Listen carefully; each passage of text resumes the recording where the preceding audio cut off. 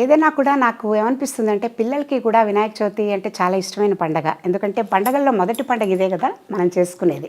పెద్ద పండగ. ముందు అంటే బహుశా తల్లికి ఆనందం కలిగించేది ముందు తన నవరాత్రుల కంటే ముందు తన కొడుకు నవరాత్రులు చేయించుకుంటుంది పార్వతీదేవి. అవును. వినాయకుడి నవరాత్రులు జరిగాకే అమ్మవారి నవరాత్రులు వస్తాయి. శివరాత్రి ఆ తర్వాత ఎవరిది వచ్చే పండగ. ఈ క్రమంలో చూసుకుంటే గనక ముందు తన తయారు చేసిన పిల్లవాడి పండగ ముందు చేసుకుని తర్వాత తన పండగల దగ్గరికి వస్తుంది అమ్మ తల్లి. అంటే ఆ విశ్వజనని అంత మాతృ ప్రేమ అట్లా ఉంటుంది అనేది సిగ్నిఫై చేస్తుంది. రెండోది వినాయకుడి రూపం గురించి మనం ఆలోచించినా అసలు వినాయక చవితిలో ఉన్న విశిష్టతను చూసుకున్నా కూడా మనకి మనిషి అంటే ఇందులో చారిత్రాత్మకంగా ఉన్నది కూడా కొంత టచ్ చేయాలమ్మా. ఎందుకంటే కన్ఫ్యూజన్ వస్తుంది. మనకి షణ్మతాలను ఉన్నాయి, 6 మతాలు. అంటే సాంప్రదాయంలో మనం పాతది సనాతన ధర్మం చూసుకున్నప్పుడు మనకి ఇన్ని మతాలు లేవు, కానీ అందులోనే డివిజన్స్ ఉన్నాయి. ఇప్పుడు శైవము, సౌరము, తర్వాత గాణపత్యం అని చెప్పేసి, తర్వాత షణ్ముఖ తత్వం అని చెప్పేసి, వైష్ణవం గురించి ఇట్లా ఉన్నాయి. ఇలా 6 రకాలు ఉన్నాయి. అందులో చెప్పిన గాణపత్వంలో చెప్పిన వినాయకుడు వేరు. ఇప్పుడు మనం మామూలుగా కొలిచే ఈ పార్వతీ నందనుడిగా కొలిచే వినాయకుడు వేరు. అంటే ఇది ఎక్కడి నుంచి వచ్చింది అసలు మనకి ముందర అని ఆలోచిస్తే గనక అలా పూజించే వినాయకుడిని ఎవరైతే పూజిస్తారో గాణపత్వంలో ప్రతిరోజు చాలా భక్తిగా వాళ్ళు వినాయకుడి గురించి పూజలు చేసుకుంటారు, విఘ్నాలని తొలగించే దేవుడిగా. అయితే మీరు చెప్పినట్టు వినాయక చవితి గురించి, వినాయకుడి గురించి ఎప్పుడో చరిత్రలో చెప్పబడింది, చాలా పురాతనంగా. చాలా అంటే శివాజీ గారి టైంలో కూడా దీనికి ఎక్కువ విస్తృతంగా వచ్చిందని, బ్రిటిషర్స్ మనని రూల్ చేస్తున్నప్పుడు కూడా బాలగంగాధర్ తిలకేనా దీన్ని చాలా ప్రాచుర్యంలోకి తీసుకొచ్చింది. తర్వాత పటేల్ మనకి ఇక్కడ భాగ్యనగరంలో అంటే అది ఈ ఉత్సవాలు ప్రారంభం కావడానికి మెయిన్ ఆయనే కదా. అంటే ఎందుకు అలా వచ్చింది అని అంటే, ఇప్పుడు బ్రిటిష్ వాళ్ళు మనని పరిపాలిస్తున్నప్పుడు కూడా వాళ్ళకి మన దేవతలంటే కూడా ఒకలాంటి శ్రద్ధను భయం ఉండేదిట కొంచెం. అయితే సంఘటితం చేసి మనుషులందరినీ ఇంట్లో పూజలు చేసుకునేదే ఉండేది అది వరకు మనకి. ఆ రోజు ఒకరోజు వినాయక చవితి రోజు ఎవరింట్లో వాళ్ళు పూజ చేసుకోవడం. ఇప్పుడు అంతే, మనం ఇంట్లో ఆ రోజు పూజ చేసుకుంటాం, మొన్నాడు దానికి ఉద్వాసం చెప్పి తీసేస్తాం. కానీ కమ్యూనిటీలో చేసుకునే దీనికి వాళ్ళు ఏం చేశారు, ఒక అలవాటుగా 9 రోజులు చేసుకోవడం మొదలుపెట్టారు.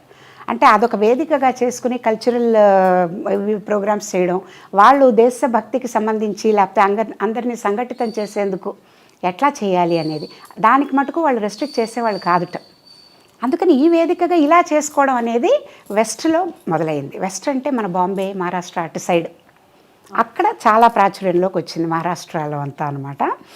అలాగే ఈస్ట్లోనేమో అమ్మవారి శక్తి పూజలు, బెంగాల్ అదంతా తీసుకుంటే మనకి దసరాలు చాలా అద్భుతంగా జరుగుతాయి. ఇట్లా చరిత్రలో తీసుకుంటే మనకంటూ ఆంధ్రప్రదేశ్లో అవన్నీ చూసుకున్నప్పుడు పూర్వకాలంలో ఇంత పెద్ద ఎత్తున గణేష్ చతుర్థి చేయడం లేదు, కానీ ఎవరింట్లో వాళ్ళు మటుకు తప్పనిసరిగా చేసుకునేవాళ్ళు. ఇప్పుడు అది ఇది రెండు చేసుకుంటున్నాం. ఇంట్లోనేమో ఒకరోజు చేసుకుంటున్నాం, మనం కమ్యూనిటీలో పెట్టింది కానీ, లేకపోతే కూడలిలో 4 రోడ్ల కూడలిలో పెట్టుకున్నది కానీ, ఫ్లాట్స్లో కింద పెట్టుకున్నది కానీ, ఖైరతాబాద్ లాంటి పెద్ద పెద్ద చోట్ల పెట్టినవి కానీ, ఇవన్నీ మటుకు పెద్ద ఎత్తున చేసి 9 రోజులు పూజలు చేసి షోడశోపచార పూజలు అవన్నీ ఊరేగింపుగా తీసుకెళ్ళి అనంత పద్మనాభ చతుర్దశి రోజు నిమజ్జనం చేయడంతో ముగుస్తాయి. ఇట్లా వచ్చింది, దాని హిస్టరీ అట్లా వచ్చింది అని తెలుసుకుంటాం అనమాట మనం. అలాగే రూపం యొక్క ఆధ్యాత్మిక రహస్యం అండి ఏం చెప్తుంది అది? అంటే ఇప్పుడు పార్వతీదేవి మామూలుగా మనం వినాయక చవితి కథల్లో చూసుకుంటే పార్వతీ అమ్మవారు శివుడు ఆ యుద్ధానికి వెళ్ళినప్పుడు తన స్నానం చేయడానికి తయారై వెల్కమ్ చెప్పడానికని వెళ్తూ నలుగుపిండితో ఒక బాలుడిని తయారు చేసిందని, ఆ బాలుడికి ప్రాణం పోసి కావలి పెట్టిందని, ఎవరైనా వచ్చినప్పుడు లోపలికి రాకుండా అని. తన లోపల అభ్యంగన స్నానం చేసి బయటకు వచ్చే లోపల వినాయకుడు చాలా సీరియస్ తీసుకున్నాడు. అక్కడ గేట్ కీపర్ రోల్ మనిషి రూపంలోనే ఉండేవాడు అప్పుడు ముద్దుగా. అయితే అలా ఉన్నప్పుడు ఇంతలో శివుడు వచ్చాడు, శివుడిని అడ్డగించాడు. లోపలికి వెళ్ళడానికి వీల్లేదు, ఇక్కడ నన్ను నిలబెట్టారు, అవన్నీ లోపలికి రానియద్దని అని. అదేమిటి నా ఇంట్లోకి నన్ను రానియట్లేదు అని చెప్పి శివుడికి 3వ కన్ను తెరిచేంత కోపం వచ్చింది. చెప్పినా వినలేదు, ఏం చెప్పినా చేయకపోయేసరికి తల తీసేశాడు త్రిశూలం పెట్టి. తీసేసి లోపలికి వచ్చి పార్వతీ అమ్మవారితో మాట్లాడుతున్నప్పుడు ఇలా ఇలా అయిందని చెప్పినప్పుడు చాలా శోకించింది ఆవిడ. అరే, నేను ప్రాణం పెట్టి పోషించిన పిల్లవాడిని ఇట్లా జరిగింది అని చెప్పి, నాకు ఎట్టి పరిస్థితుల్లో ఆ బాలుడు కావాలి, ఆయన మళ్ళీ జీవితం ఇచ్చి నాకు మళ్ళీ ప్రసాదించమని కోరుకుంటే అప్పుడు శివుడు ఏం చెప్పారంటే అందుకే ఉత్తర దిశగా తలపెట్టి పడుకోకూడదనేది ఒక అలవాటుగా వచ్చింది. ఎవరైతే ఉత్తర దిక్కుగా తలపెట్టి పడుకున్నారో ఆ ప్రాణిది తల తీసుకొచ్చి ఇక్కడ ప్రాణప్రతిష్ఠ చేసి ఆ బాలుడికి మళ్ళీ జీవనం చేసేటట్టు, అది ఒక ఏనుగట్టు తిరిగి పడుకుందని ఆ ఏనుగు తల తీసుకొచ్చి బాలుడికి పెట్టారని మనకి కథలో చదువుకున్నాం.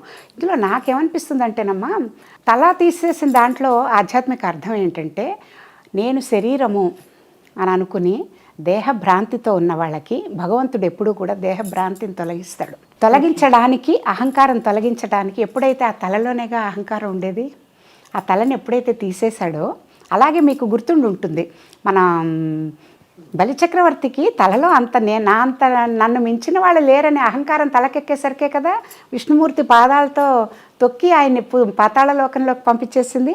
ఎప్పుడైనా భక్తుడికి గనక ఆ గర్వము లేకపోతే మదము ఇవన్నీ ఎక్కువైనప్పుడు భగవంతుడికి నచ్చదు. ఎందుకంటే తన భక్తుడు చాలా ఉన్నత స్థితికి చేరాల్సిన వాడు ఇలా పతనమైపోతున్నాడే అని ఆ దుర్గుణాన్ని తీసేసి తను సంస్కరించి మళ్ళీ మామూలు మార్గంలోకి తీసుకొచ్చి ఉద్ధరిస్తాడు. అది ట్రాన్స్ఫర్మేషన్ దిశగా తను వెళ్లేందుకు సహాయపడతాడు. అలాగే ఆయన ఏం చేశాడు, శివుడు కూడా ఈ తల తీసి పెట్టాడంటే, ఏనుగు తల దేన్ని సిగ్నిఫై చేస్తుంది? ఏనుగు చాలా చాలా తెలివైన జ్ఞానంతో కూడిన జంతువు. ఆ తల మనిషికి ఆల్రెడీ బుద్ధి అది ఉన్న మనిషికి ఏనుగు తల పెడితే ఇంకా వినాయకుడికి బుద్ధికి అసలు తక్కువ ఏంటంటే, మనం అందుకే దీన్ని చూసినప్పుడే మనకు అర్థం అవుతుంది. వ్యాస మహర్షి భారతం రాసేటప్పుడు స్క్రైబ్గా ఎవరిని పెట్టుకున్నాడు? వినాయకుడిని. ఆ వినాయకుడిని పెట్టుకున్నప్పుడు ఆయన సెలెక్ట్ చేసుకున్నాక ఏం చెప్పాడు, నువ్వు ఎక్కడ ఆపకూడదు, నేను ఎక్కడ ఆపను, నువ్వు రాయడం ఆపకూడదు, నేను చెప్తున్న స్పీడ్లో రాయాలి. ఎంత కష్టం చూడండి. కంటిన్యూస్గా మాట్లాడుతున్నప్పుడు అంటే మనం మాట్లాడే మాటల స్పీడ్ నిమిషంకి ఇన్ని వర్డ్స్, ఇన్ని లెటర్స్ అని ఉంటుంది, కానీ రాయడంలో మనకి ఎంత తక్కువ ఉంటుంది. అలాంటిది వినాయకుడు వింటూ చెవులతో దాన్ని అబ్జార్బ్ చేసుకుంటూ ఆపకుండా వరుసగా రాసుకుంటూ పోయాడు. అందులో కూడా ఎంత సూక్ష్మ బుద్ధి చూపించాడంటే, అప్పుడు వ్యాసుడికి చెప్పాడనమాట, ఎప్పుడైతే చెప్పడం ఆపితే, కరెక్ట్, మీరు చెప్పడం ఆపితే నేను రాయడం ఆపేస్తానని. కానీ ఆ పరిస్థితి రాలేదు.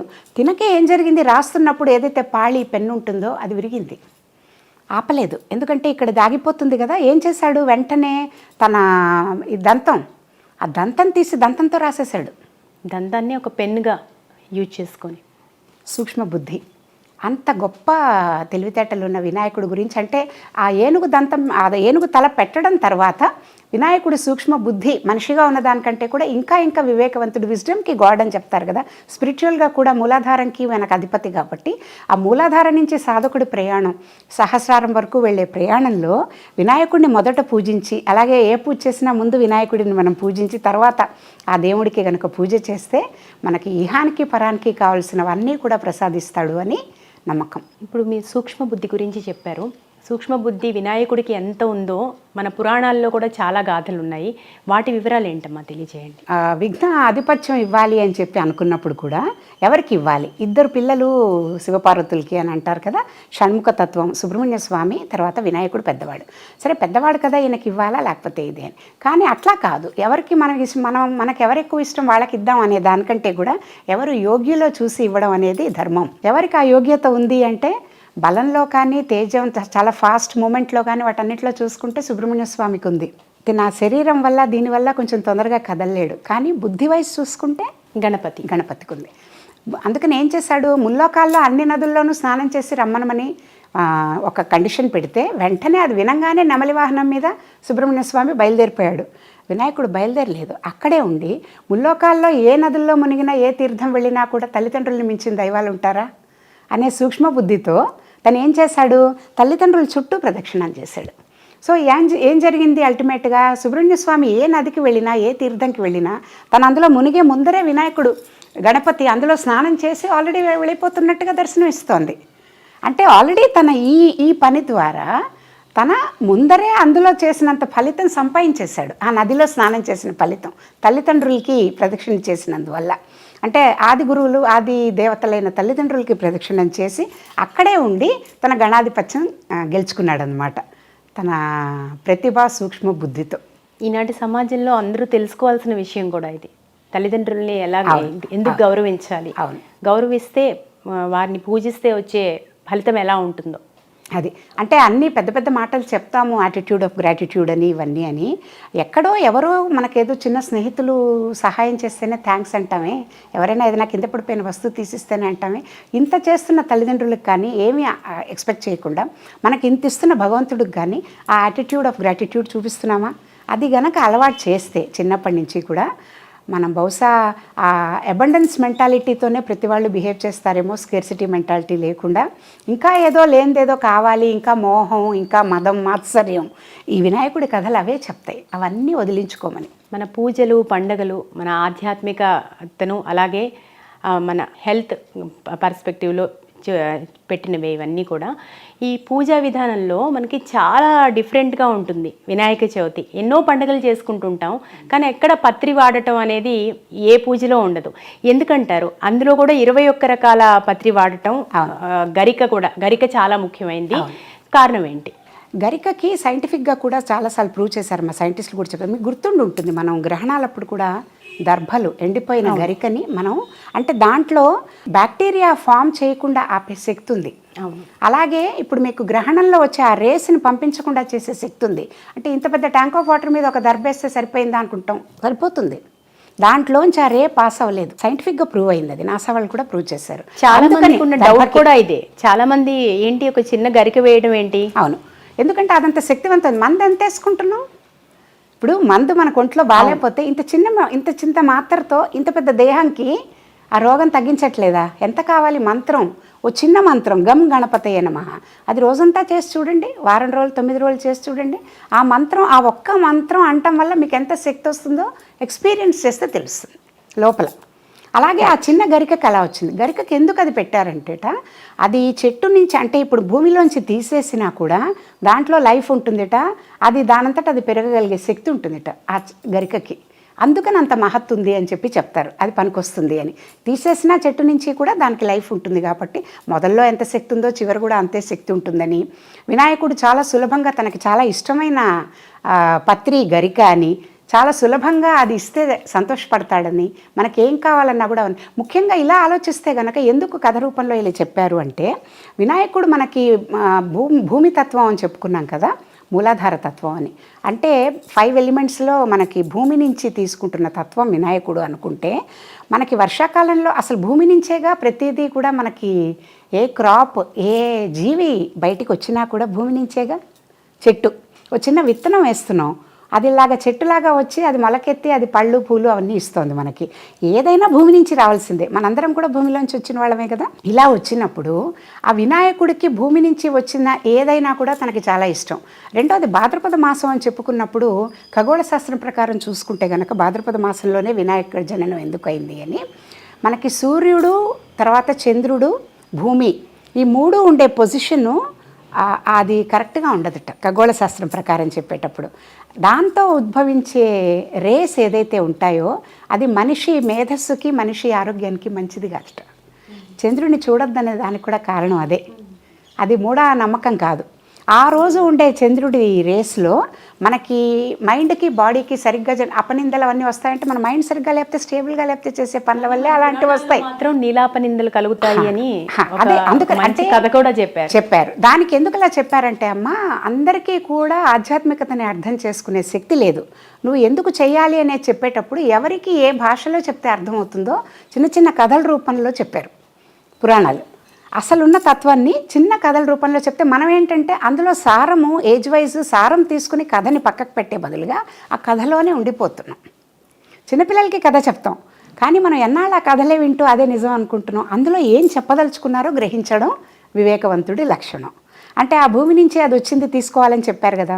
ఎందుకు అలా చెప్పారు అని అంటే, ఆ భూమి నుంచి పుట్టిన ప్రతిదీ, ఇప్పుడు 21 రకాల పత్రి అన్నాం, ఆకులు అవన్నీ వచ్చినవి వినాయకుడికి ఇష్టం అన్నాం. అంటే ఇప్పుడు ఏనుగు, ఈ జాతి ఏదైతే ఉందో మన వన మృగాలు లేకపోతే ఈ జంతువులు ఉన్న వీటికి, అవి ఎక్కడుంటాయి? ఫారెస్ట్లో ఉంటాయి, ఓపెన్ దీంట్లో ఉంటాయి.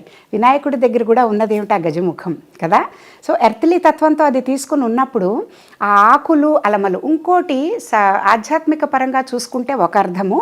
తర్వాత మనకి ఆయుర్వేద శాస్త్రం ప్రకారం కూడా ఈ 21 ఆకులు ఏదైతే చెప్పారో అందులో చాలా ఆరోగ్యానికి మేలు చేసే గుణాలు ఉన్న ఆకులవి. ఏ ఆకంటే ఆ ఆకు పెట్టకూడదు. ఇవాళ రేపు మనకు అమ్మే 21 రకాలను అమ్మే దాంట్లో 2-3 కూడా మనం వాడాల్సిన ఆకులు ఉండవు. అలా 21 అక్కర్లేదు. అప్పుడు సరిగ్గా అవి దొరకకపోతే 11 రకాలు తెచ్చుకుని సరైనవి తెచ్చుకుంటే చాలు. అది దొరకలేదు, ఒక 5 రకాలు తెచ్చుకుని మిగిలిన వాటికి చక్కగా మనం దాన్ని ఆలోచించుకుని ఆ భావనతో మామూలు మారేడు దళమో లేకపోతే మామిడాకో ఏదో పెట్టుకున్నా చాలు. ఉపయోగం ఎందుకు చెప్పారు? ప్రతి ఆకుకి కూడా ఆరోగ్యానికి మేలు చేసే ఒక గుణం ఉంది ఆ 21 ఆకుల్లో. అందుకని ఆ 21 నువ్వు కనీసం ఐడెంటిఫై చేసి, ఈ కాలం భాద్రపద మాసంలో వచ్చే కాలం వర్షాకాలంలో మనం మొత్తం అనారోగ్యం పాలయ్యే ఛాన్సెస్ చాలా ఉంటాయి. నీళ్ళల్లో పనిచేసుకునే వాళ్ళు ఒకప్పుడు, ఇప్పుడంటే మనం ఆఫీసెస్లో పనిచేస్తున్నాం, వ్యవసాయం చేసుకుంటూ లేకపోతే ఆ మట్టిలో పనిచేసుకుంటూ నీళ్ళల్లో నానుతూ అవన్నీ చేసినప్పుడు డైజెషన్ చాలా పాడైపోతుంది. అనారోగ్యం, కఫము, తర్వాత జలుబు ఇలాంటివన్నీ కూడా వస్తాయి. వాతము లేకపోతే జ్వరాలు ఇలాంటివన్నీ వచ్చే కాలం ఇది. అందుకని దాని జాగ్రత్త తీసుకోవడానికి ఏం చెప్పారు? ఈ ఆకులు ఏదైతే ఆరోగ్యానికి మేలు చేస్తాయో అది వెతుక్కుని దాన్ని ఐడెంటిఫై చేసి ఆ ఆకుని తెచ్చుకుని చాలా శ్రద్ధగా వినాయకుడికి దాన్ని సమర్పణ చేసి, పిల్లలకు కూడా తల్లి కానీ తండ్రి కానీ పూజ చేస్తున్నప్పుడు ఇదిగో ఈ ఆకు పేరు ఇది, ఈ ఆకు తీసుకోవడం వల్ల నీకు బుద్ధి పెరుగుతుంది, ఈ ఆకు తీసుకోవడం వల్ల, రసం తీసుకోవడం వల్ల నీకు చర్మానికి ఉన్న రోగాలు పోతాయి, ఈ ఆకు తీసుకోవడం వల్ల గొంతులో నొప్పి పోతుంది అని ప్రతిదానికి ఉన్న కనీసం బేసిక్ గుణం ఏంటో తెలుసుకుని చెప్తే వాళ్ళు కూడా అర్థం చేసుకుని చేస్తారు. ఈరోజు ఫార్మా కంపెనీలన్నీ కూడా ఇన్ని లక్షల కోట్ల బిజినెస్ చేస్తున్నాయి వరల్డ్ ఓవర్. అందులో వాడే మూల పదార్థం ఏంటమ్మా? అంతే, ప్రకృతి నుంచి వచ్చేవి కదా.